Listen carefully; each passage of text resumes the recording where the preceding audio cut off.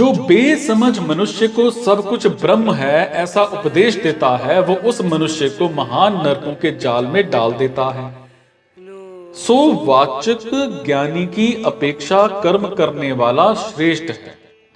फिर जो कर्मयोग का आचरण करता है उसकी श्रेष्ठता का तो कहना ही क्या, और कर्मयोगी तो सिर्फ अपने लिए उपयोगी होता है, पर कर्मयोगी संसार मात्र के लिए उपयोगी होता है। जो संसार के लिए उपयोगी होता है वो अपने लिए भी उपयोगी हो जाता है, ये नियम है।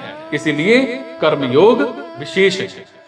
अब सांख्य योग के बिना तो कर्मयोग हो सकता है, पर कर्मयोग के बिना सांख्य योग होना कठिन है। इसीलिए सांख्य योग की अपेक्षा कर्मयोग विशेष है, सांख्य योग से कर्मयोग श्रेष्ठ है, और कर्मयोग से भक्ति योग श्रेष्ठ है। इसीलिए गीता में पहले सांख्य योग, फिर कर्मयोग और फिर भक्ति योग, इस कर्म से विवेचन किया गया है।